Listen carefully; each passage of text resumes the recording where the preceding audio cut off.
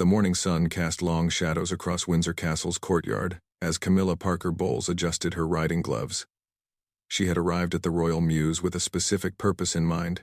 The smell of hay and leather filled her nostrils as she walked past the rows of pristine stables, each housing some of the finest horses in Britain. It was a crisp autumn day in 2023, just months after Queen Elizabeth II's passing. The castle grounds still carried an air of mourning, with staff members speaking in hushed tones and moving about their duties with solemn precision. Camilla, now Queen Consort, had been navigating her new role with careful steps, aware that every action was scrutinized by both the public and the royal household staff. Among the many horses in the Royal Mews, one stood out like a beacon of majesty. Burmese, a striking black mare, had been the late Queen's favorite mount for ceremonial occasions. The horse had carried Elizabeth II during countless trooping the color ceremonies, becoming as much a symbol of royal tradition as the crown itself. Though Burmese had passed away years earlier, the Queen's current ceremonial horse, a magnificent stallion named Noble, occupied the same revered position in the stables. Camilla had always been an accomplished rider. Her love for horses traced back to her childhood days in the countryside, where she learned to ride before she could properly write. The equestrian world had been one of the few areas where she felt completely at ease, away from the constant glare of public attention and the weight of royal protocol. As she approached Noble's stable, the stallion lifted his head, his dark eyes observing the approaching figure with intelligent curiosity. The horse was a testament to careful breeding, standing at 16 hands high with a glossy coat that shimmered like polished obsidian. His mane fell in perfect waves, and his bearing spoke of generations of royal service bred into his very bones. The stable hands, recognizing the Queen Consort, immediately straightened their postures and offered respectful nods.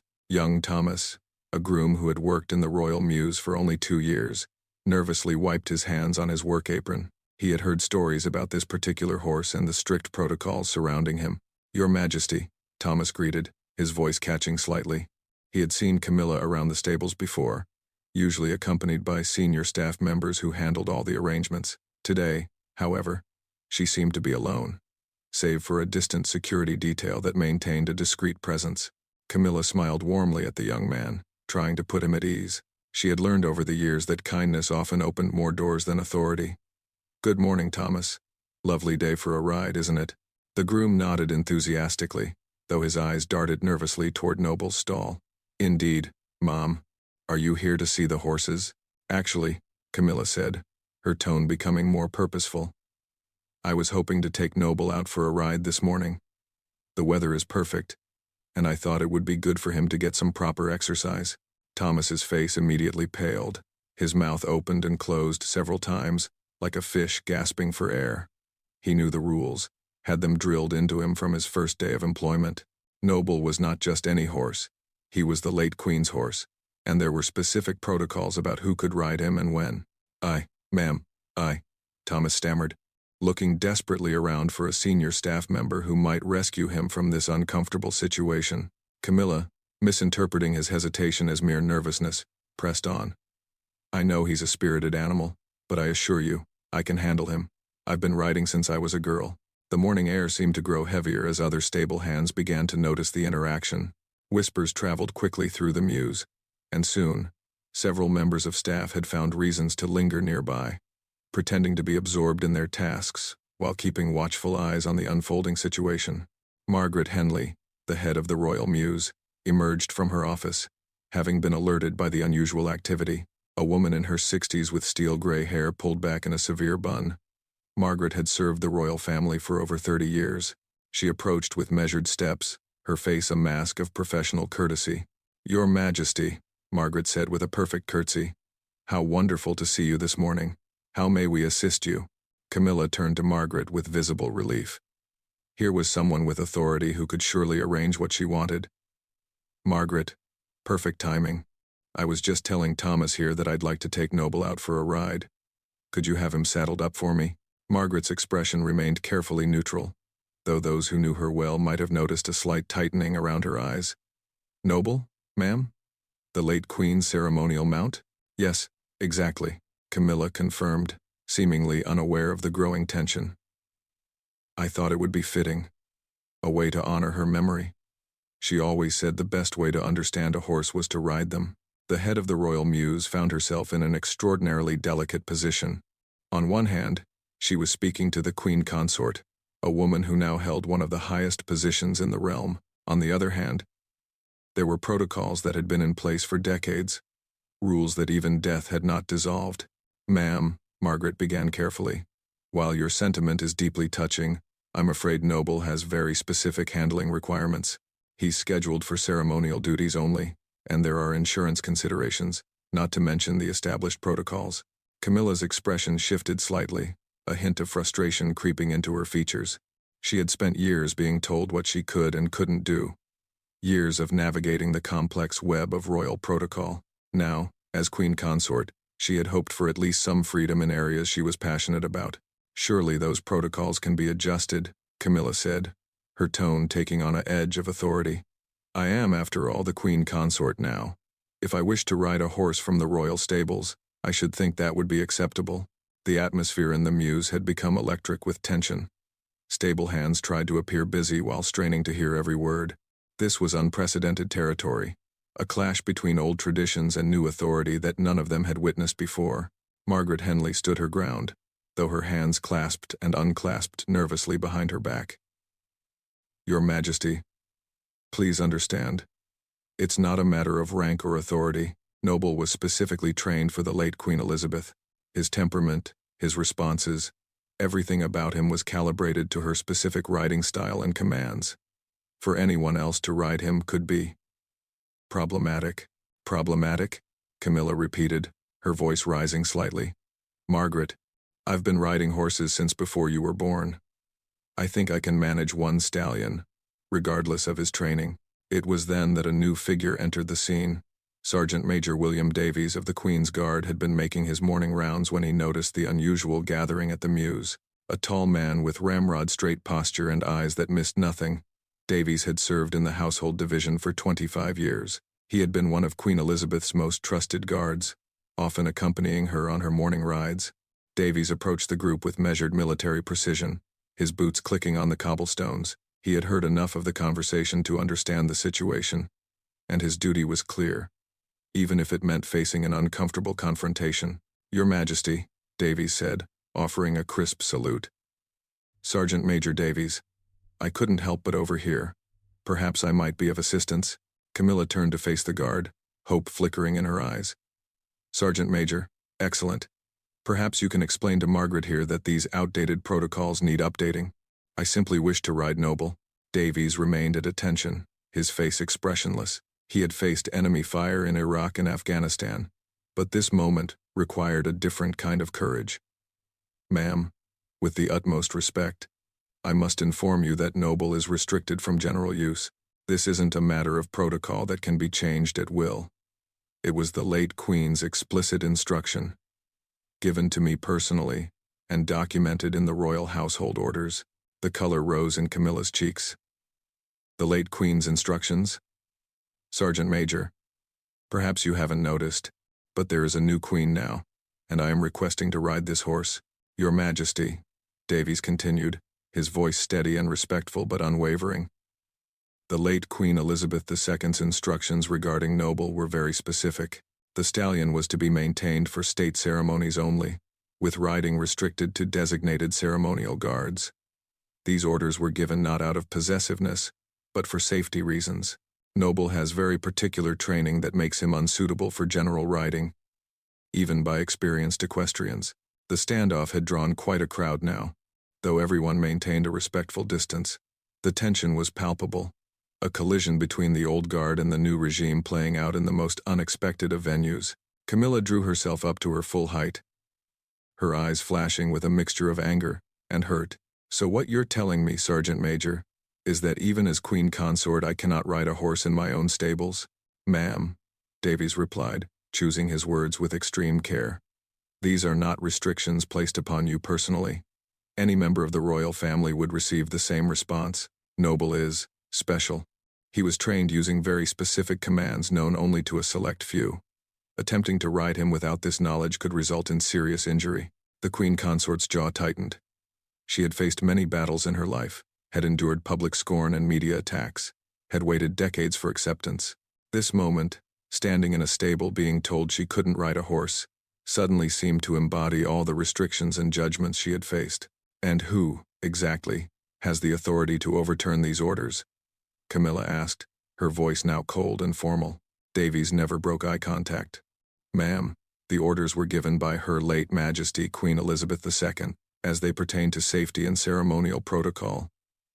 They would require approval from His Majesty the King, the Palace Security Committee, and the Ceremonial Office to be amended. The mention of Charles, now King Charles III, seemed to give Camilla pause. She knew her husband well enough to understand that he would likely support the existing protocols, especially those established by his mother. The royal family's strength had always been in its continuity, its adherence to tradition, even when that tradition seemed antiquated. Margaret Henley seized the moment of silence. Your Majesty, might I suggest an alternative? We have several other magnificent horses that would be honored to carry you. Perhaps Vindication? He's a wonderful gelding with a smooth gait, very responsive to riders. But Camilla was no longer listening. The offer of another horse felt like a consolation prize, a reminder that even in her elevated position, there were still places she couldn't go, things she couldn't touch. The ghost of Elizabeth II seemed to linger in every corner of royal life. A standard impossible to meet, and a shadow impossible to escape. That won't be necessary, Camilla said curtly. She turned to leave, then paused, looking back at Sergeant Major Davies. Tell me, Sergeant Major, how long will these restrictions remain in place? Forever? Davies's expression softened slightly, showing the first hint of human emotion beneath his military bearing. Ma'am, some traditions are maintained not out of stubbornness, but out of respect. Noble will likely never be a general riding horse. When his ceremonial days are over, he'll retire to pasture, to live out his days in the comfort he's earned. It's not about keeping anyone away from him. It's about honoring what he represents. Camilla stood there for a long moment, the morning sun now fully illuminating the courtyard. The shadows had retreated, but the atmosphere remained heavy with unspoken words and unresolved tensions. Around them, the life of the royal muse continued. Horses needed feeding, stalls needed cleaning, and the endless cycle of care carried on regardless of human drama. Finally, without another word, Camilla turned and walked away, her footsteps echoing on the ancient stones. The small crowd that had gathered dispersed quietly, returning to their duties with the practiced discretion of royal servants. The incident would be whispered about in break rooms and servant halls, but never spoken of publicly. Sergeant Major Davies remained in place for several minutes after the Queen Consort's departure, his eyes fixed on Noble's stall. The great stallion had watched the entire exchange with what seemed like knowing eyes, occasionally tossing his magnificent head as if in agreement with his protector's words. Margaret Henley approached Davies, her professional mask finally slipping to reveal the strain of the encounter. Thank you, Sergeant Major. That could have gone very badly. Davies finally relaxed his military posture slightly. Just doing my duty, ma'am. Though I suspect this won't be the last we hear of it. As if to punctuate his words, Noble let out a loud whinny, the sound carrying across the courtyard like a declaration. He was the late Queen's horse, and some bonds, it seemed, transcended even death. The morning continued its progression, the sun climbing higher in the sky, warming the old stones and bringing life to the autumn day. But in the royal muse, the encounter between tradition and change had left its mark, a reminder that in the world of monarchy, every action carried weight, and every restriction had a story behind it. Thomas, the young groom, finally found his voice again as he returned to his duties. Do you think she'll come back? He asked Margaret. The head of the royal muse considered the question carefully. The Queen Consort is a strong woman who has overcome many obstacles. I suspect she'll find her own way to make her mark, but it won't be on Noble's back. As the day wore on, life in the royal muse returned to its normal rhythm. Horses were exercised, tack was cleaned, and the endless routine of care continued. But Noble remained in his stall, untouched by any rider, a living monument to a queen who was gone but whose influence remained as strong as ever. The confrontation in the courtyard would become one of those palace stories that everyone knew but no one spoke of openly. It would be filed away with countless other moments where the weight of tradition met the force of change, where the past and present collided in the most unexpected ways. For Camilla, The encounter would serve as another reminder of the complex position she occupied. She was queen consort, but she was not Elizabeth. She had power, but that power had limits. She could command, but some things remained beyond her reach, protected by bonds of loyalty that death had not severed. And in his stall, Noble stood quietly, a black stallion, carrying the memory of a queen, guarded by those who understood that some traditions were worth preserving, even when it meant saying no to royalty itself. The rest of that day passed with an unusual tension hanging over the royal household. News of the morning's confrontation had spread through the palace's invisible network of communication that connected butler to housemaid, guard to gardener. By tea time, even the kitchen staff preparing the evening's dinner knew that something significant had occurred at the royal mews. In her private quarters at Clarence House, Camilla sat before her escritoire, attempting to focus on her correspondence. The afternoon light filtered through tall windows, illuminating the elegant room with its pale blue walls and carefully chosen antiques, but her mind kept returning to the morning's events, to the immovable stance of Sergeant Major Davies and the careful diplomacy of Margaret Henley.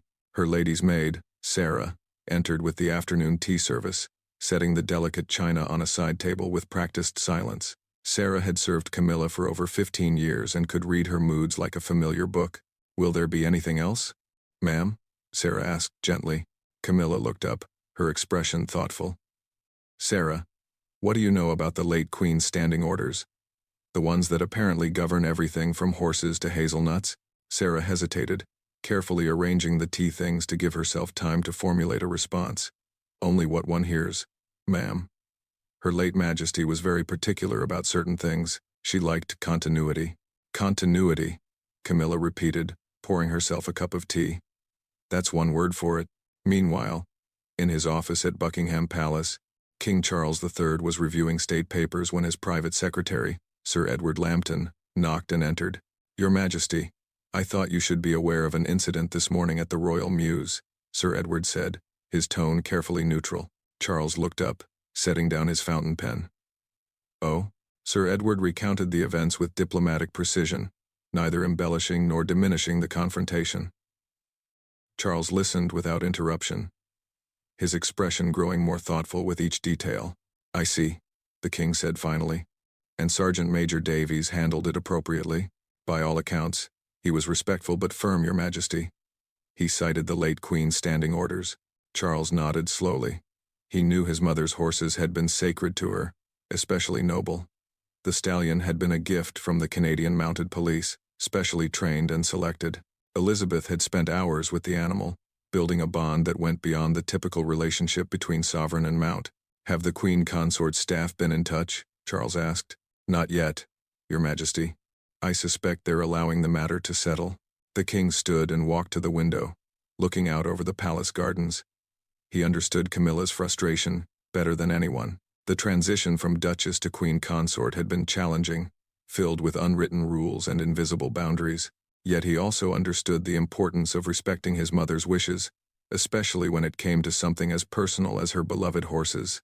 "Set up a meeting with the master of the horse," Charles instructed. "Let's review all standing orders regarding the Royal Mews. It's time we clarified what remains in effect and what might be adjusted." Back at the Royal Mews, Sergeant Major Davies was completing his evening rounds. The encounter with the Queen Consort had left him unsettled, not because he doubted his actions, but because he understood the difficult position everyone now faced. Change was inevitable in any institution, but in the royal household, change came slowly and often painfully. He stopped at Noble's stall, and the stallion approached the gate, nuzzling his hand gently. Davies produced a sugar cube from his pocket, a ritual he had shared with the late Queen during their morning rides.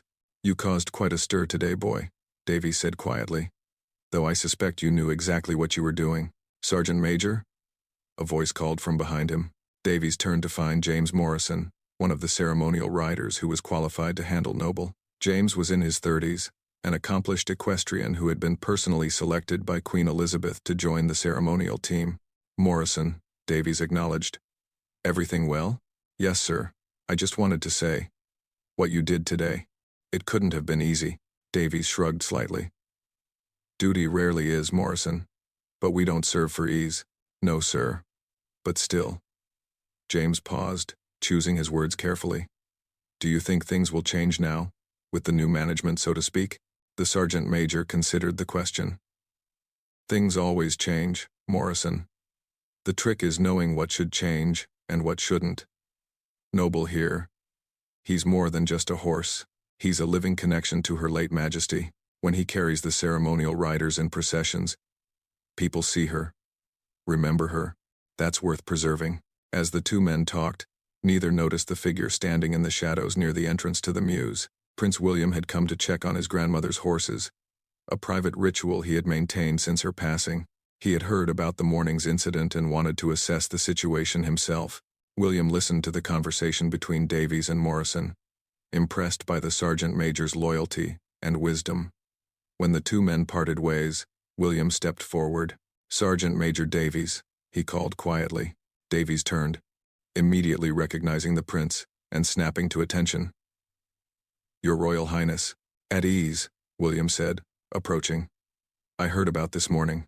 "Sir," Davies acknowledged, unsure where this conversation might lead. William stood beside him at Noble's stall, reaching out to stroke the horse's neck. "You did the right thing, you know. Grandmother would have appreciated your loyalty." "Thank you, sir. Though I fear I may have caused offense." The prince shook his head.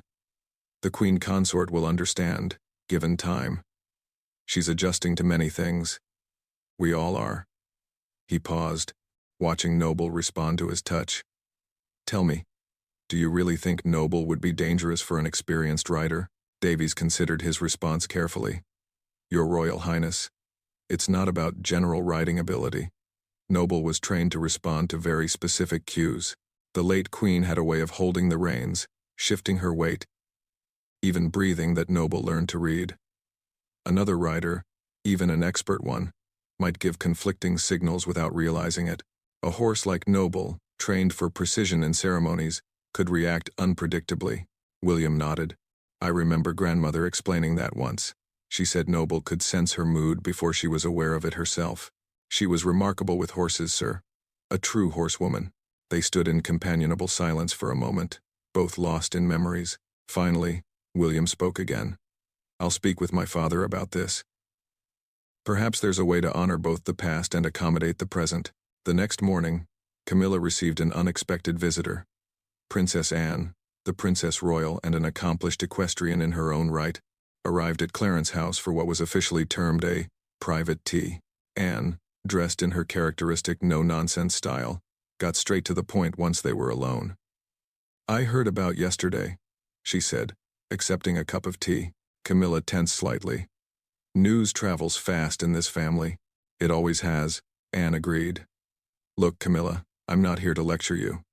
God knows I've had my own battles with protocol over the years. But I am here to explain something about Noble." The queen consort listened as Anne recounted the story of Noble's selection and training. The stallion had been chosen from hundreds of candidates, brought over from Canada as a 3-year-old, and trained exclusively for the late queen. The process had taken 2 years and involved creating an almost telepathic connection between horse and rider. Mother didn't restrict Noble out of spite or possessiveness, Anne explained. She did it because she understood the danger. "I'm one of the most experienced riders in this family, and even I wouldn't attempt to ride Noble. He's programmed, for lack of a better word, to respond to one rider alone." Camilla absorbed this information, her expression softening. "I didn't understand. I thought, you thought it was another barrier, another reminder that you're not her." Anne finished. "I understand that feeling, believe me. But some barriers exist for good reasons." The Princess Royal leaned forward. "If you want my advice, and you're free to ignore it, find your own traditions to establish. Mother had her horses, specifically trained for her. Perhaps you could do something similar. Start fresh with a young horse, train it to your specifications." The suggestion had merit, and Camilla found herself considering it. "It would take years," she said. "The best things usually do," Anne replied with a slight smile. "And unlike some of us, you now have the resources and position to do it properly." That evening, King Charles and Queen Camilla dined privately. The conversation inevitably turned to the events at the Royal Mews. "Anne visited me today," Camilla said, cutting into her fish. She explained about Noble. Charles looked relieved. "I'm glad. I was trying to find the right way to discuss it. You knew about the specific training. Mother explained it to me years ago. She was very proud of the system they'd developed. Said it was like learning a new language, one only she and Noble spoke. Camilla nodded slowly. I suppose I let my emotions get the better of me. It felt like yet another door being closed. Charles reached across the table to take her hand. My darling, you have so many doors open to you now. Don't focus on the few that remain closed. Anne suggested I train my own ceremonial horse, Camilla said. Start my own tradition. That's an excellent idea, Charles responded enthusiastically. We could speak to the Canadian Mounted Police, or perhaps look closer to home. The Royal Mews has excellent breeding programs. As they discussed possibilities, the tension of the previous day began to dissipate. It was replaced by something more constructive. The planning of a future, rather than fighting with the past. The following week, a small ceremony took place at the Royal Mews. It wasn't publicized or photographed, just a gathering of key personnel. Camilla had requested to formally apologize to Sergeant Major Davies and Margaret Henley for putting them in a difficult position. You were doing your duty, she said to Davies, who stood at attention despite her requests for informality. And you did it with respect and dignity. I appreciate that more than you might realize. Davies relaxed slightly. Thank you, Your Majesty. I hope you understand it was never personal. I do now, Camilla assured him. In fact, I have a proposition for you. I'm going to be selecting and training a new ceremonial mount. I'd very much appreciate your expertise in the process. The Sergeant Major's surprise was evident. Ma'am, I'd be honored. Margaret Henley stepped forward. Your Majesty, we've actually identified several promising young horses in our breeding program. When you're ready, we'd be delighted to arrange viewings. The reconciliation was genuine, and word of it spread through the household staff just as quickly as news of the original confrontation. The Queen Consort had shown grace under pressure, admitting error and moving forward constructively. Over the following months, Camilla threw herself into the project of selecting and training her own ceremonial mount. She visited the Royal Mews regularly, but now with a different purpose. She worked with the trainers, learned about bloodlines and temperament assessment, and gradually earned the respect of the stable staff through her genuine knowledge and passion. The horse she eventually chose was a young mare named Oriette, a golden chestnut with a white blaze. The name meant golden, and it seemed fitting for a new beginning. The training process would take years, but Camilla was patient now, understanding that some things couldn't be rushed. Noble continued in his ceremonial duties, ridden only by the specially trained guards who had worked with him for years. During state processions, he carried them with the same dignity he had shown when carrying the late Queen. Spectators would often comment on the beautiful black stallion, and many felt a connection to the previous reign through his presence. Sergeant Major Davies often accompanied Camilla during her training sessions with Oriette, offering advice drawn from his years of experience. A mutual respect had developed between them, born from that difficult confrontation in the courtyard. One afternoon, as Camilla worked with Oriette in the indoor arena, Davies observed from the side. The Queen Consort had developed her own style of communication with the young mare, different from Elizabeth's methods but equally effective. You're creating your own language, Davies commented after the session. Camilla patted Oriette's neck, smiling. I had a good teacher who showed me the importance of that. Even if the lesson came in an unexpected way, the transformation was remarkable. What had begun as a confrontation over tradition had evolved into an opportunity for growth and new beginnings. Camilla hadn't replaced the late Queen's legacy.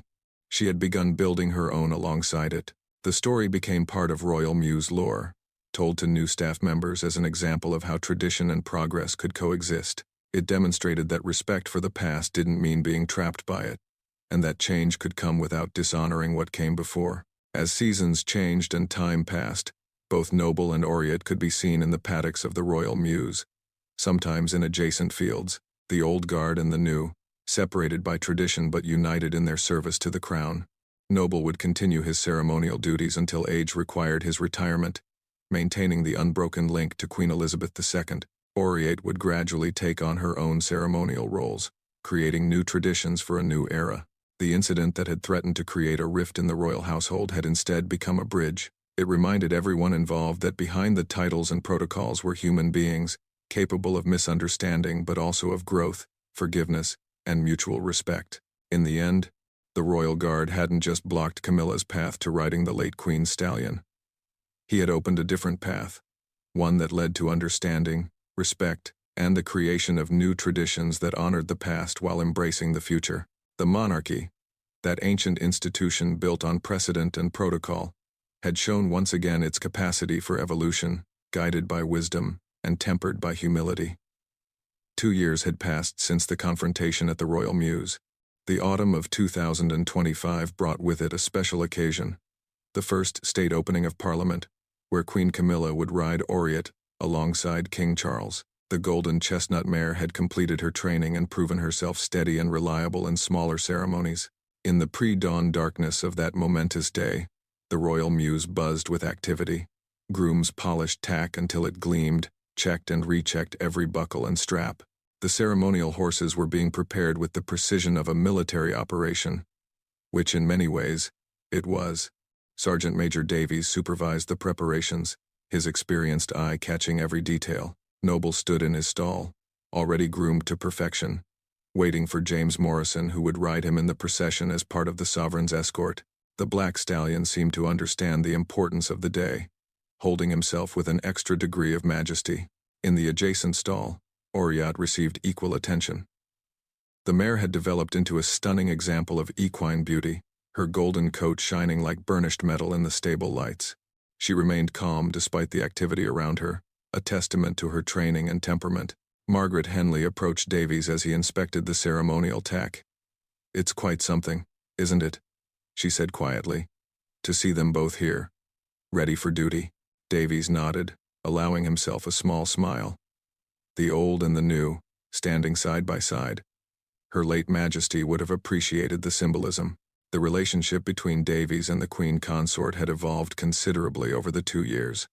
What had begun with confrontation had transformed into mutual respect and even friendship. Camilla often sought his advice on matters related to Oriet, and Davies had become one of her most trusted advisors on equestrian matters. As the sun began to rise, casting golden light through the ancient windows of the Mews, Camilla arrived for final preparations. She wore her riding habit with practiced ease, the deep blue fabric complementing her dignity.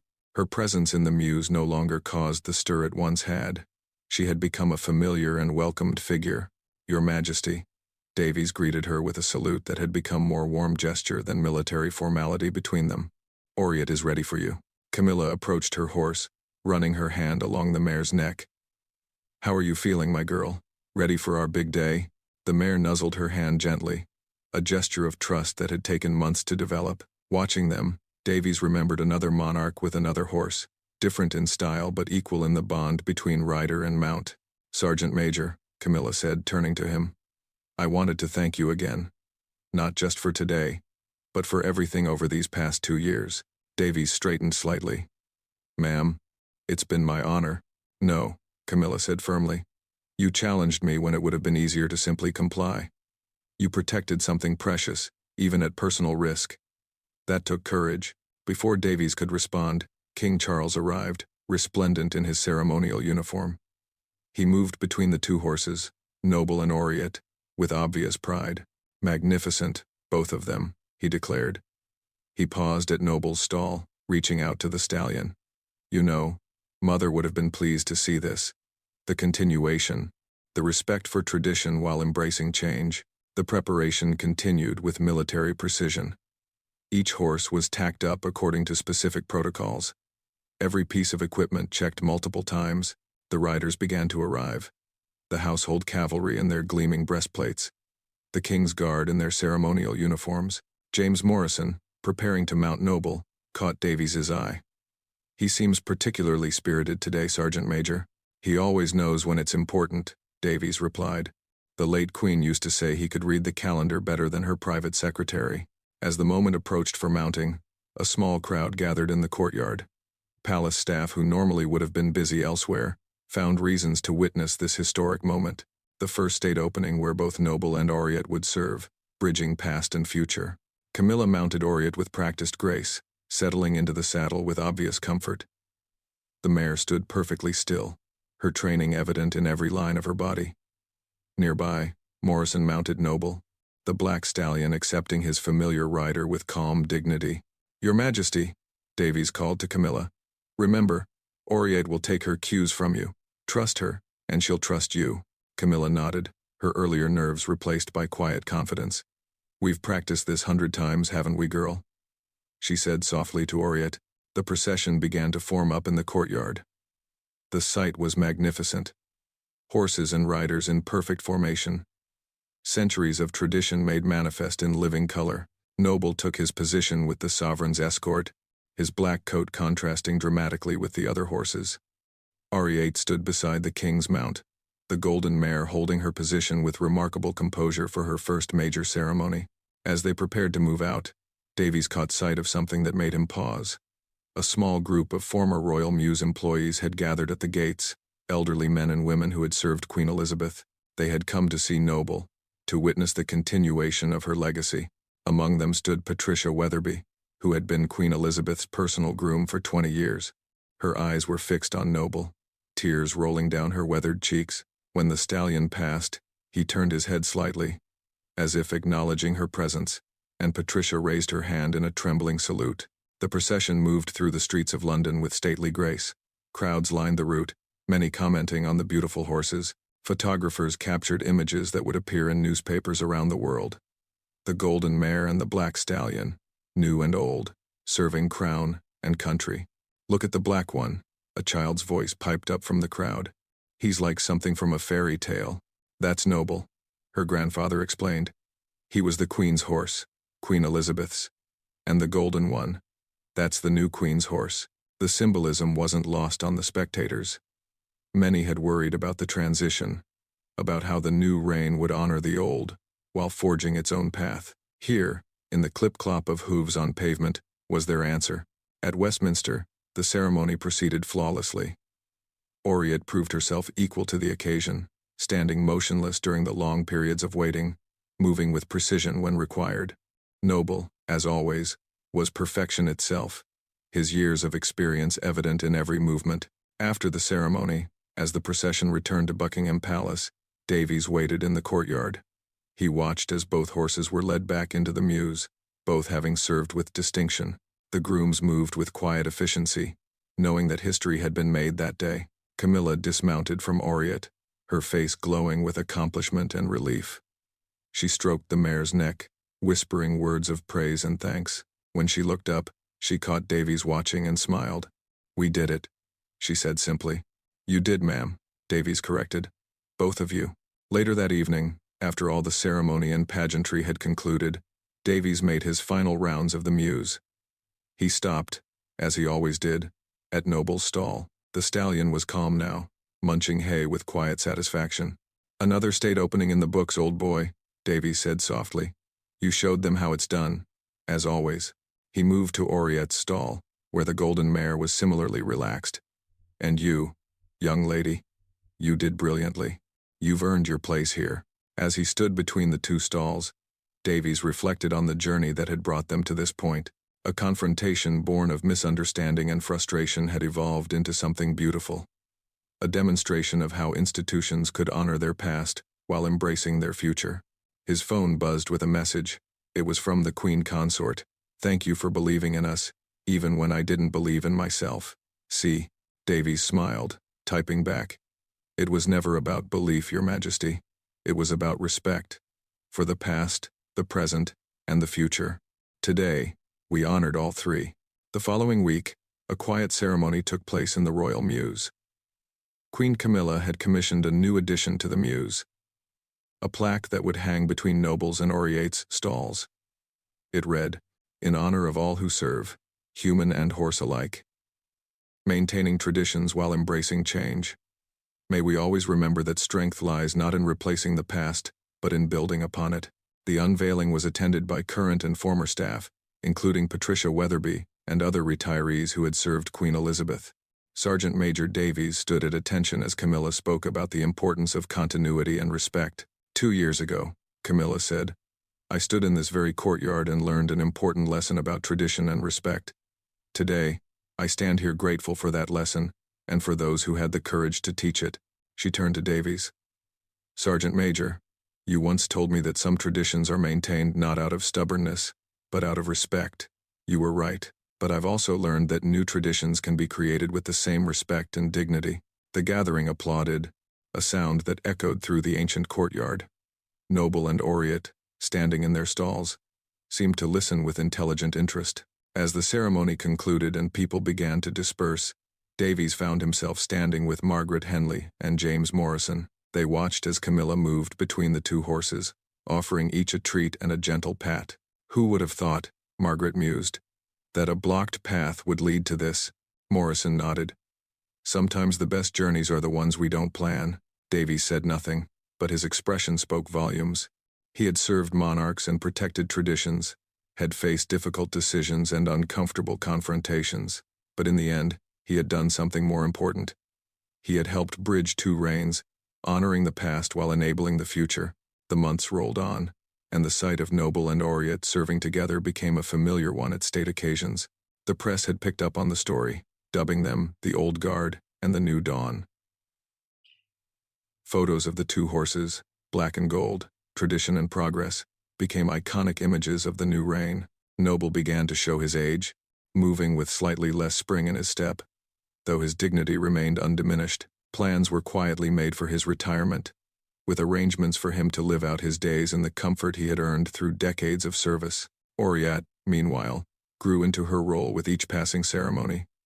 She developed her own reputation for steadiness and grace, becoming a favorite among the photographers who covered royal events. Children especially loved her golden coat and gentle disposition.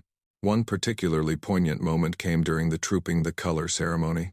As the parade made its way down the mall, Noble and Oriat found themselves side by side for a brief moment. The photographers captured the image, two magnificent horses, one black, one gold, moving in perfect synchronization. That photograph would later hang in the Royal Mews, a testament to a moment in time when past and present moved as one. But for those who knew the full story, it represented something more. The power of respect, the importance of tradition, and the courage required to forge new paths while honoring old ones. Davies kept a copy of that photograph in his office. Sometimes, when young guards came to him with questions about duty and tradition, he would point to it and tell them the story. How a queen consort had wanted to ride a horse, how a guard had said no, and how from that confrontation had grown understanding, respect, and ultimately, harmony.